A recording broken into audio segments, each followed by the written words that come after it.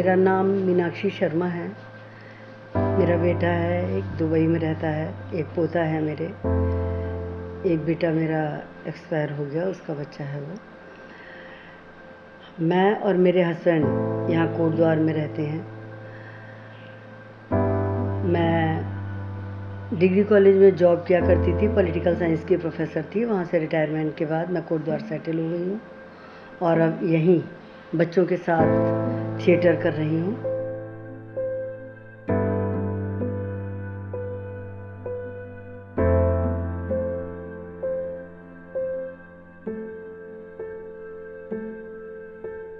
नटराज प्रभु की कृपा से और हमारे ग्रुप के जो बच्चे हमारे साथ रहे हैं, उनकी मेहनत से अवार्ड मिले, बहुत अवार्ड मिले, फर्स्ट, सेकंड, थर्ड सभी तरह के अवार्ड मिले, सम्मानित भी किया गया।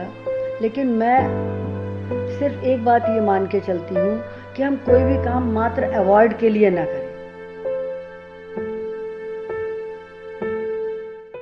तो हम आ चुके हैं अपनी वीडियो सीरीज की 4th वीडियो में, जिसमें हम कोटद्वार के one of the oldest artist के साथ अभी बैठे हुए हैं।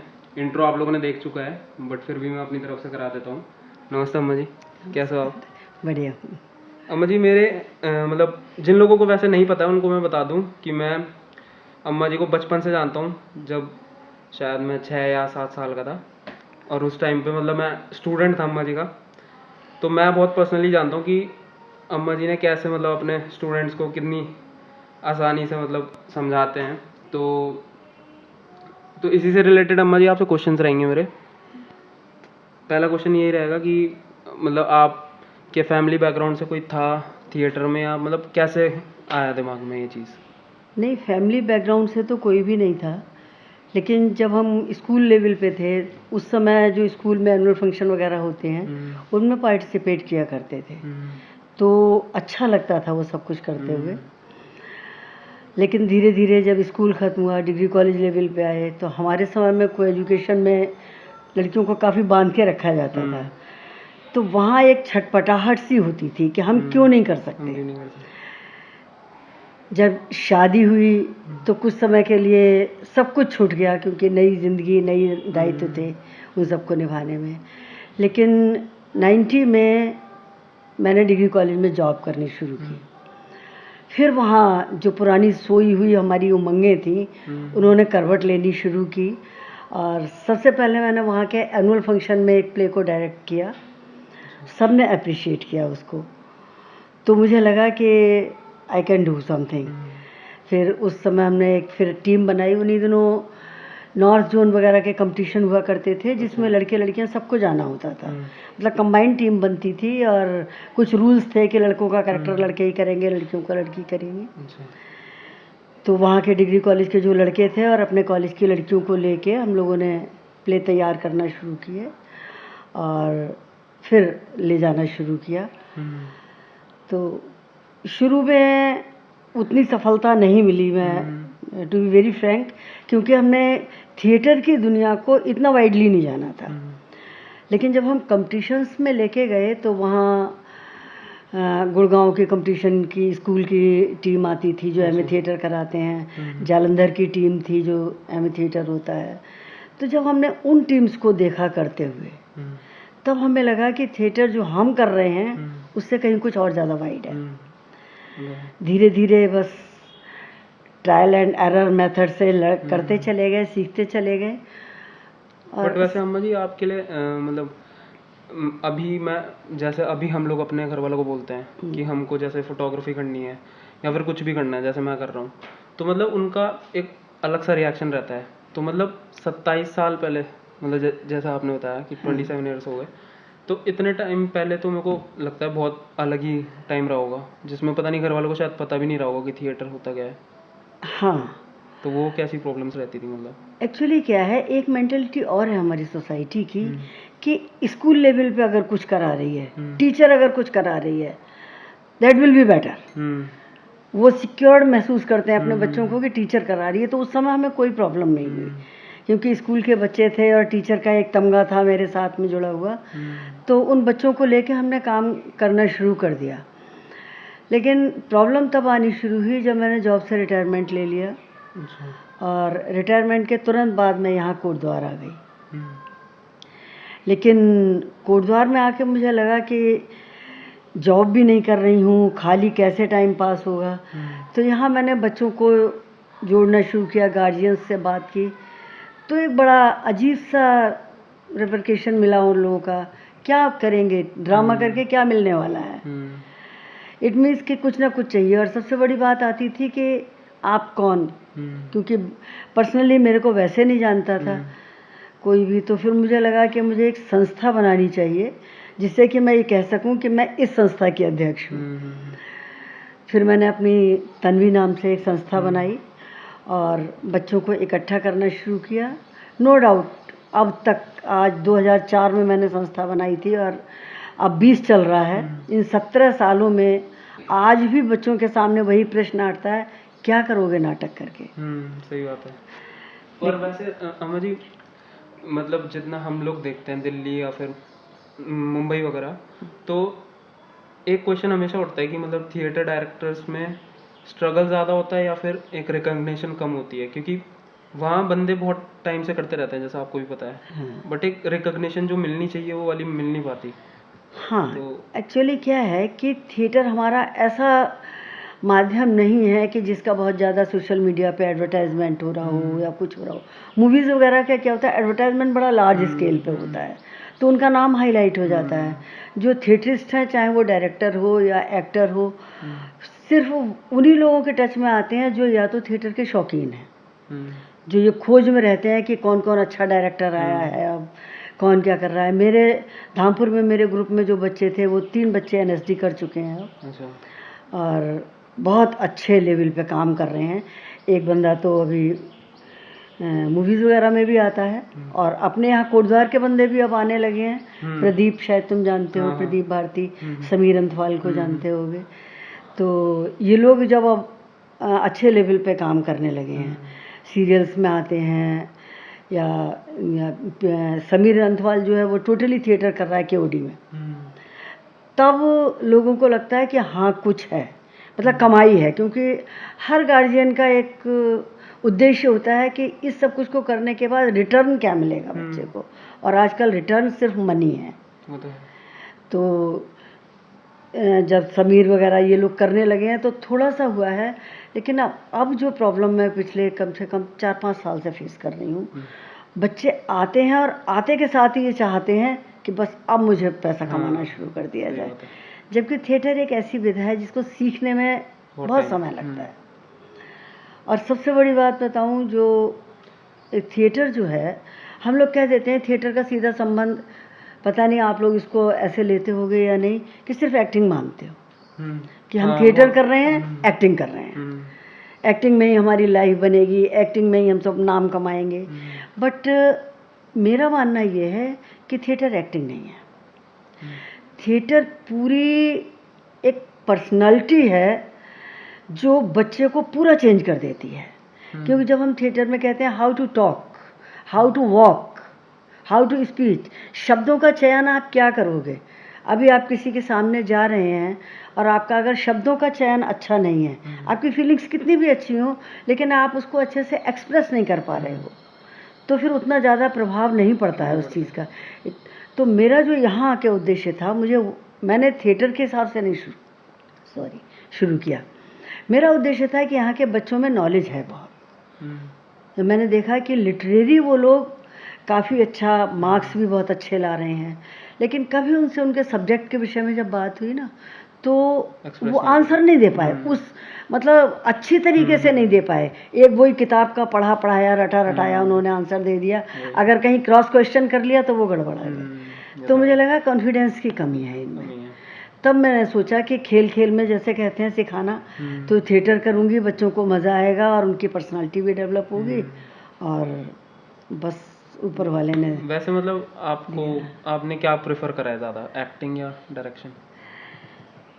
एक्चुअली मैं तो तीनों काम करती हूँ, लिखती भी हूँ, स्क्रिप्ट, हाँ स्क्रिप्ट्स लिखती हूँ, डायरेक्शन भी करती हूँ और एक्टिंग भी करती हूँ। वैसे मल्टीटास्किंग होना बहुत ज़रूरी है बहुत ज़रूरी है, डायरेक्टर या क्योंकि फिर किसी एक डायरेक्टर तब तक अच्छा डायरेक्टर नहीं बन सकता जब तक वो अच्छा एक्टर नहीं है, ये तो है ना। और एक अच्छा एक्टर तब बन सकता है जब जो कुछ या तो उसे खुद लिखना आता हो, मतलब लिख सकता हो, कैरेक्टर क्रिएट कर सकता हो, और कम से कम उसमें इतना होना चाहिए कि ये जो कैरेक्टर है इसकी डिमांड क्या है। एक कैरेक्टर है बहुत गुस्से वाला दिखाया गया है, तो उसकी स्पीच का फ्लो क्या होगा, उसकी एक्सप्रेशंस क्या होंगे। कभी कभी क्या होता है कि हम बड़े शांत भाव में भी बड़ी गहरी बात कह जाते हैं, तो कैरेक्टर को पहचानने के लिए डायरेक्टर बनने से पहले एक्टर बनना ज़्यादा ज़रूरी है, और फिर लिखना भी ज़रूरी है। फिर लिखना भी ज़रूरी है। जब तक आप कैरेक्टर में घुसेंगे नहीं तब तक आप उसे निकालेंगे कैसे। वैसे अम्मा जी, आपने इतने सारे मतलब बच्चे देखे हैं इतने टाइम में, इतने सारे पढ़ाए हैं, तो एक मतलब जैसे कोई नया बच्चा है बिल्कुल आपके पास, तो उसका आपको कैरेक्टर समझना मतलब कितना ज़रूरी पड़ जाता है किसी भी प्ले के लिए, अगर उसे कोई भी रोल देना तो? देखो, जब हम कोई भी कैरेक्टर देते हैं, किसी बच्चे को रोल देते हैं, तो कई सारी डिमांड होती हैं कैरेक्टर देते समय। सबसे बड़ी बात है कि अगर मान लो एक लड़की है, हम उसको माँ का कैरेक्टर देना चाह रहे हैं, है वो 20-22 साल की, लेकिन बच्चों में फिगर अलग अलग होती है, चेहरे पे मैच्योरिटी अलग अलग आती है। तो हम अपनी टीम में सबसे पहले ये देखते हैं कि 20-22 साल की होने के बावजूद भी मैच्योर कौन ज़्यादा लग रहा है। इसके बाद उसकी वॉइस, क्योंकि एक एज के हिसाब से वॉइस में चेंज आता है, तो उस वॉइस के लिए अगर उसकी ओरिजिनली चेंज है तब तो कोई प्रॉब्लम नहीं है, अदरवाइज हम लोग को एक्सरसाइज करानी पड़ती है, वॉइस की एक्सरसाइज करा के उनमें चेंज लाते हैं। और उस करेक्टर को करने के लिए जो बॉडी लैंग्वेज चाहिए, बहुत से बच्चे वॉइस भी ले आते हैं, चेहरे से भी मैच्योर लगते हैं, लेकिन अगर उन्हें वही रोल दिया जाए कि आप एक 50 साल की महिला हो, तो जो बॉडी लैंग्वेज चाहिए उठने के लिए, बैठने के लिए, वो क्रिएट नहीं कर पाते, तो हमें चेंज करने पड़ते हैं बच्चे।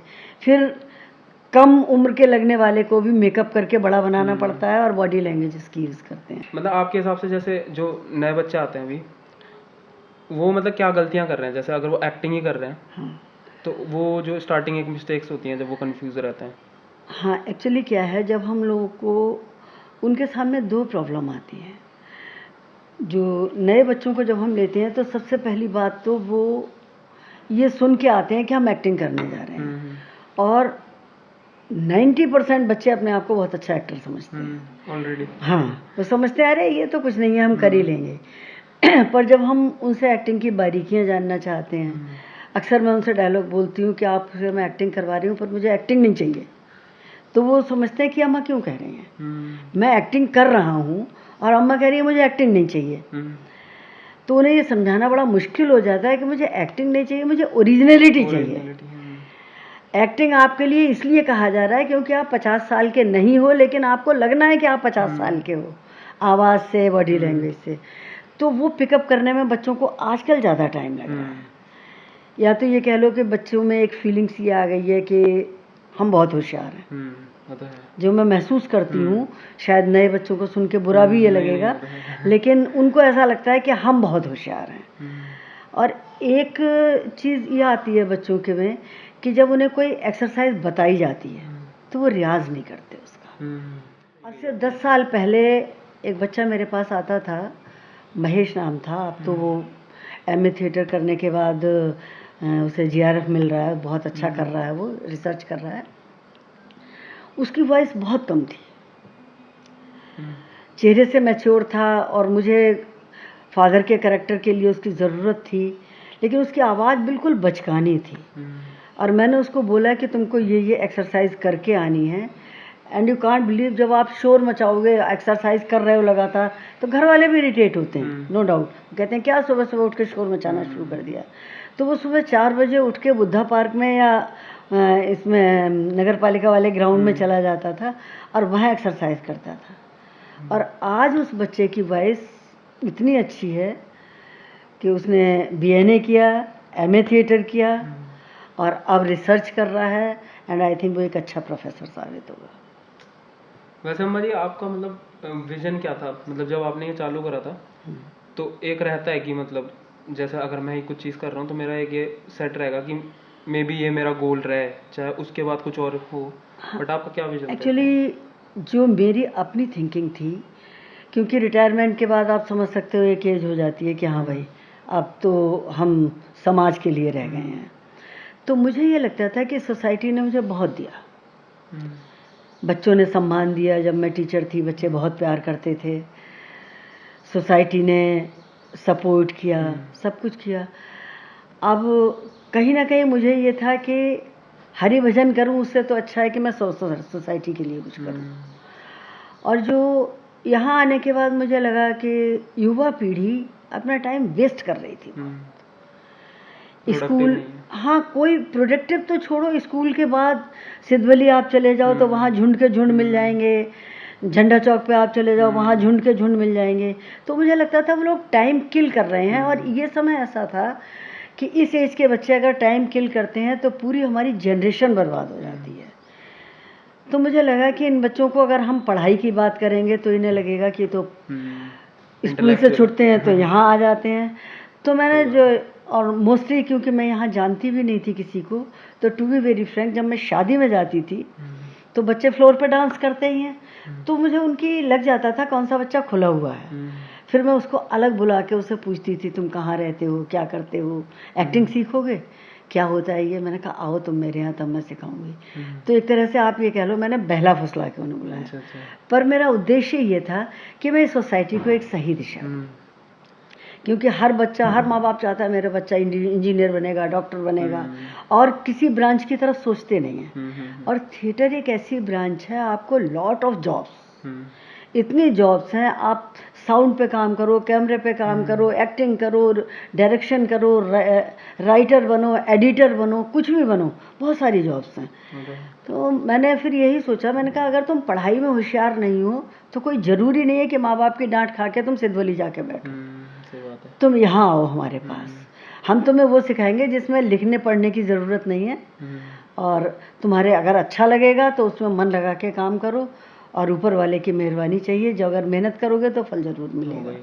और बहुत से ऐसे बच्चे हैं जो पढ़ाई में नहीं थे ज़्यादा, लेकिन सिंगिंग में, अगर आप लोग जानते हो यहाँ एक है संदीप चौधरी करके लड़का है, तो वो 12th पास नहीं कर पाया बेचारा, कई बार उसने ट्राई किया, नहीं कर पाया। उसके मम्मी पापा भी निराश होते थे। वो गाता अच्छा था, पर उसकी टंग जैसा कि आमतौर पे हमारे यहाँ के बच्चों की होती है, साको सा बोलते हैं, शाको सा बोलते हैं, शादी में जा रहे हैं। तो सिर्फ मैंने उसकी टंग पे काम किया, मैंने उसको ज़्यादा एक्टिंग करवाई उससे, पर और मुझे लगा यही गाने में है। और आज वो प्रोफेशनली होटल्स में गाता है, बहुत अच्छा अर्निंग है उसकी। वैसे अम्मा जी, ये आजकल एक बहुत खतरनाक सा एक ट्रेंड चल रहा है यूथ में, एक दूसरे को मतलब क्रिटिसाइज करने का। जैसे मतलब अगर मैं कुछ नई चीज़ कर रहा हूँ तो मेरा ही साथ वाला मेरी टांग खींचने लग जाएगा कल को। तो मतलब ये आपके टाइम से कितना चेंज हुआ, और मतलब कैसे टाइप के क्रिटिसिज्म देखे आपने? देखो प्रॉब्लम क्या होती है कि हमारा क्षेत्र है उसमें लड़के लड़कियां दोनों आते हैं, और जिस समय हमने शुरुआत की थी तो कई सारी आवाज़ें उठती हैं कि भाई लड़के लड़की आते हैं, कैसा है, क्या है।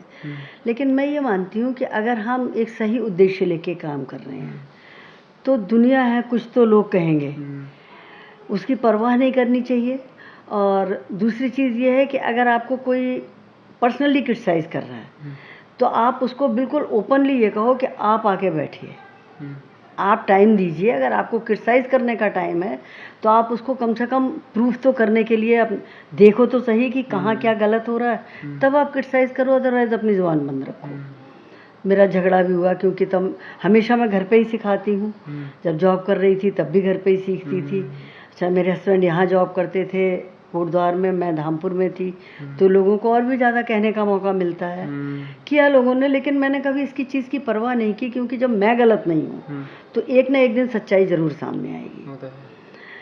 जहाँ तक दूसरी तरह का क्रिटिसिज्म जो मिलता है कि कुछ लोग जो इस चीज़ को नहीं समझ पाते हैं कि बच्चों के फीलिंग्स क्या है या बच्चों के मन क्या है, बच्चों के ऊपर हम अपना थोपने की बजाय पहले हम ये जानें कि बच्चे क्या चाहते हैं। उन लोगों ने भी क्रिटिसाइज़ किया कि बच्चे तो जो चाहेंगे वो थोड़ा ना बच्चे को दे दिया जाएगा, और आप बच्चों को क्यों ऐसे वो करती हो। और एक बड़ा मतलब पता नहीं इसको एडिट कर देना अगर कहीं ज़रूरत पड़े। कुछ मॉडर्न बच्चे आते थे मेरे पास सीखने के लिए, तो बच्चों बहुत अच्छे थे, इंटेलिजेंट थे, पिकअप पावर बहुत अच्छी थी, बट उनके घर की तरफ से क्रिटिसाइज किया गया। इवन एक बच्चे के फादर भी आ गए मेरे घर पे, और जब मैंने ज़्यादा उनको कहा, मैंने कहा कि आपके क्यों ऐसा सोचते हो कि इतने मूवीज़ में हैं और यही लोग होते हैं। इवन दिलीप कुमार साहब तो एक मानी हुई हस्ती हैं और वो भी ये सब कुछ थे, आप इसको धर्म का जामा मत पहनाओ। लेकिन कुछ उन्होंने ऐसे शब्द कहे, इनफैक्ट मैं बताऊं मैं डर गई और मैंने उन बच्चों से कहा, मैंने कहा प्लीज़ माफ़ करो तुम जाओ यहाँ से। तो क्रिश्चियन कई तरह के मिलते हैं, ज़रूरत होती है कि हम उसको कैसे हैंडल कर पाते हैं, कैसे टैकल कर पाते हैं। वैसे आपने मतलब ऐसे जो स्टूडेंट्स के मम्मी पापा रहे होंगे वो भी आपको बहुत टाइप के दिखे होंगे कि हाँ, अलग-अलग? एक्चुअली एक पॉलिसी मैंने शुरू से बनाई हुई है कि अगर लड़कियां मेरे पास आती हैं तो मैं सबसे पहले उनके मम्मी पापा से मिलती हूँ। अच्छा। क्योंकि उनकी परमिशन बहुत ज़रूरी होती है। वो तो है। कई बार ऐसा हुआ है कि मम्मी पापा तैयार हैं, घर से कोई प्रॉब्लम नहीं है, पर पड़ोसियों को दिक्कत होती है। अच्छा। इनकी लड़की रोज़ 3 बजे कहाँ जाती है, रात को 7 बजे घर आती है, कहाँ रहती है इतनी देर। तो फिर हमारा समाज है और समाज में बंध के रहना पड़ता है, तो फिर कि मैडम हमें बड़ी दिक्कत हो रही है, ये हो रही है। तो कुछ बच्चे ऐसे भी थे जो आए पहले, लेकिन पड़ोसियों के डर के मारे फिर उन्होंने आना बंद कर दिया। लेकिन इसके लिए मैं तारीफ़ करूँगी, जब मैं धामपुर में सिखाती थी तो एक मोहम्मडन लड़की थी मेरे साथ, और उसके पड़ोसियों ने, रिलेटिव्स ने उसको बहुत क्रिटिसाइज़ किया। फिर उसकी माँ ने जो जवाब दिया मुझे बहुत अच्छा लगा। वो बोले कि तुम्हारी लड़की की शादी नहीं होगी, ये नहीं होगा, वो नहीं होगा। तो उन्होंने ये कहा कि लड़की मेरी है ना, मेरी इच्छा से कर रही है, नहीं होगी या होगी ये देखना मेरा काम है, आप लोगों का काम नहीं है। और आज वो लड़की NSD पास आउट है, प्रोफेशनल थिएटर करती है, हाई लेवल का थिएटर कर रही है, और भगवान की दया से शादी भी हो गई, एक बच्चा भी है उसके। तो क्रिटिसाइज़ करने के लिए आपको अपने अंदर सिर्फ ये स्ट्रांग होना चाहिए कि आप गलत नहीं कर रहे हो, तो आप हर एक क्रिटिसिज्म को झेल जाओगे। और अगर ऐसा लगता है कि कहीं सरेंडर करना पड़ रहा है तो झगड़ा करने से अच्छा है कि सरेंडर करना। बस। वैसे अम्मा जी आज के टाइम पे इतना कंपटीशन बढ़ चुका है, पहले से तो बहुत ही ज़्यादा हो चुका है, तो मतलब आपको मतलब क्या लगता है कि मतलब अगर इतने कंपटीशन में किसी बंदे को अलग से अपने आप को रिकॉग्नाइज कराना है तो उसको क्या क्या क्या चीज़ें करनी चाहिए? देखो बेटे, कंपटीशन आजकल हर क्षेत्र में बढ़ा है। आप MBBS की या इंजीनियरिंग की पढ़ाई से पहले कंपटीशन देते हो। अगर आप इन कंपटीशन को फेस नहीं करना चाहते, आप सोचते हो हम एक दुकान खोल लेंगे, तो भी आपको अपने साथी कंपटीटर मिलेंगे। अगर आप एक्टिंग में जाते हो तो भी कंपटीटर मिलेंगे। कंपटीटर तो हर जगह मिलते हैं। ज़रूरत इस बात की है कि आप अपना गोल फिक्स करो, कि ऐसा नहीं है कि आप जहाँ देखो वहाँ हाथ डालो। ख़ास तौर से मैं एक्टिंग के क्षेत्र में बताऊं कि इस क्षेत्र में कंपटीशन के साथ साथ टांग खिंचाई भी बहुत है। अभी सुशांत जी का होके चुका ही है, टांग खिंचाई के पीछे इतना बड़ा हादसा। तो आपको मॉरली स्ट्रांग होना होता है, विज़न डिसाइड करना होता है कि मुझे सीरियल्स में काम करना है या मूवी के लिए काम करना है। उन दोनों की स्टडी करने के बाद आपको ये देखना होता है कि मूवीज़ में आने के बाद मुझे जो प्रॉब्लम्स सामने आएंगी, क्या मैं उन्हें फेस कर सकता हूँ। अगर आप फेस कर सकते हो तो आप उस लाइन में आगे बढ़ो, अदरवाइज़ और भी बहुत सारे क्षेत्र हैं, सीरियल्स हैं, आजकल तो वेब सीरीज़ बन रही हैं, तो वेब सीरीज़ में बहुत काम है। प्रदीप है, मोस्टली सीरियल्स में आता है, थिएटर भी कर रहा है हमारे यहाँ, वेब सीरीज़ भी कर रहा है। और समीर जिस बच्चे का मैं नाम लेती हूँ बार बार, उसको एक्टिंग ही करनी थी, लेकिन वो इस स्ट्रगल से सबसे बचना चाहता था। तो KOD आप शायद जानते होंगे, किंगडम ऑफ ड्रीम्स करके हरियाणा में है, गुड़गांव में, बहुत बड़ा थिएटर है, और वहाँ वो मतलब वो ऑन पेमेंट रखते हैं कैरेक्टर्स को। तो वो पिछले मेरे ख्याल तो 8-9 साल हो गए उसको वहाँ काम करते हुए, और ऊपर वाले की दया से 60-70 हज़ार रुपये महीने कमा रहा है। तो मैं समझती हूँ इससे अच्छा और कुछ नहीं है। आपको मर्जी का काम मिल रहा है और मर्जी के पैसे मिल रहे हैं, तो आपको फील्ड तलाश करनी पड़ती है। आप बिजनेस भी करते हो तो आपको पहले मार्केट सर्च करना पड़ता है कि आपको कपड़े की दुकान खोलनी है या मिठाई की दुकान खोलनी है। तो यही चीज़ इसमें है, आपको अपने लेवल का, अपनी कैपेबिलिटी को देखते हुए मार्केट तलाश करना पड़ता है कि आप कहाँ फिट बैठ रहे हो। वैसे आजकल जो नई जनरेशन है ना मुझे, ये मैं जितना ऑब्जर्व करता हूँ कि स्किल से ज़्यादा पैसों पे भाग रहे हैं सब लोग, कि क्योंकि मतलब ऑब्वियस है पैसा चाहिए ही, लेकिन बट एक मैं जो पहले के लोग देखता था, पहले के एक्टर्स देखता था, वो अपनी स्किल्स पे ज़्यादा काम करते थे। तो मतलब उन लोगों को, मतलब आप जो अभी जनरेशन है उसको क्या कहोगे वैसे? देखो, आजकल के बच्चों से तो मैं यही कहना चाहूँगी कि जब तक आप अपनी स्किल डेवलप नहीं करते, जब तक आपके अंदर हुनर नहीं है, तब तक आपको पैसा अगर मिलेगा भी ना तो कहीं ना कहीं आपका शोषण करने के बाद मिलेगा। और ये शोषण जब लगातार लगातार होता है तब फिर आपको पछतावा होता है कि हम क्यों आए इस लाइन में। अगर आपकी स्किल है, अब आप कंगना रनावत को देखो, बोल्डली बोलती है, उसे किसी से मतलब नहीं है, कोई कुछ भी कर रहा है। तो आपको अंदर से स्ट्रांग भी होना पड़ेगा, अपनी स्किल्स भी निखारनी पड़ेंगी। और सबसे बड़ी बात है कि जो कुछ भी क्रिटिसिज्म हो रहा है उसको एक किनारे रख के, कहते हैं ना कि कुत्ते भौंकते हैं और हाथी चला जाता है, तो वो पॉलिसी अगर आजकल के ज़माने में अपनाएगा वही सक्सेसफुल हो सकता है, वरना टांग खींचने वाले इंडिया में तो बहुत। थैंक यू सो मच अम्मा जी, आप आए यहाँ पे, आपने इतना मतलब नॉलेज दी सबको, क्योंकि बहुत ज़रूरत थी सब, मतलब आज की यूथ को ये चीज़ें समझने की। और आपकी जर्नी बहुत लंबी है जिसको हम बहुत रिस्पेक्ट करते हैं अपनी तरफ से। Thank you so much. बाकी अभी जाते जाते अम्मा जी, आप इन सब से जो देख रहे हैं इन सब से कह दो कि आप कैना बॉय को सब्सक्राइब कर दें। कैना बॉय कैना बॉय कैना बॉय, अच्छा, कैना बॉय को भाई सब्सक्राइब कीजिएगा बस। बाकी लाइक शेयर कमेंट सब कर देना। Okay, thank you so much अम्मा जी।